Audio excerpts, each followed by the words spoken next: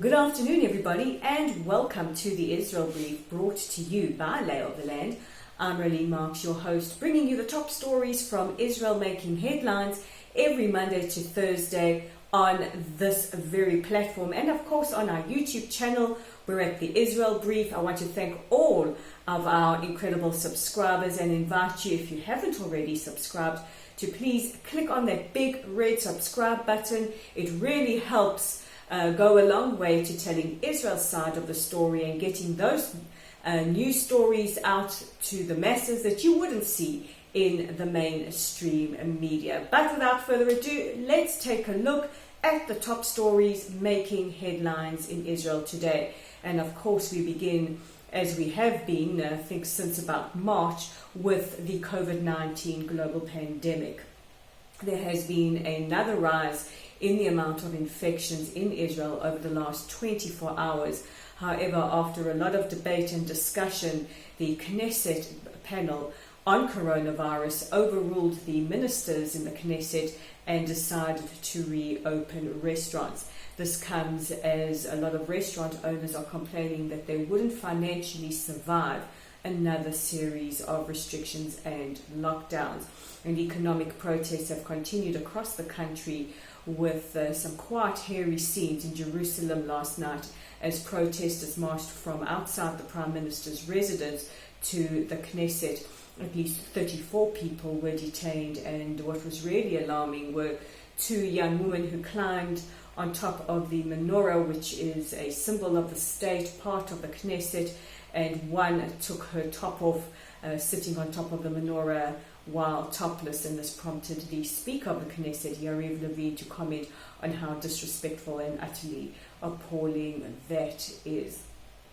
Also, a decision taken today that people who are still sitting in bidud or quarantine after recovering from coronavirus, their period, should they be well enough, will be reduced from 14 days to between 10 and 13 days. But let's take a look at those numbers, those very important statistics, as we do every day. And since the start of the coronavirus pandemic, 54,663 people have contracted the virus, with 430 passing away. At the moment, 31,313 people have tested positive, 259 in serious condition, which is slightly down on yesterday's number, and 22,920 people have made full recovery. In other news, the London daily Ashaq Al-Awsat, a little bit of a tongue twister to say there, they have reported that Palestinian Authority President Mahmoud Abbas has said that he is ready to return to the negotiation table. However, it will be under the auspices of the quartet and not the Trump peace plan. The quartet includes the United States, Russia, the EU, and the UN. And these are the terms by which he is willing to negotiate. And Abbas, meeting with Egyptian leaders, asked them to please do everything in their power to try and stop any kind of annexation plans by Prime Minister Netanyahu and his administration, and he will come to the negotiation table. This is not the first time the Prime Minister, or the President rather, has threatened to come to the negotiation table, but if he will, it remains to be seen. And our third story takes us onto social media, and a very, very disturbing story coming from Twitter this morning.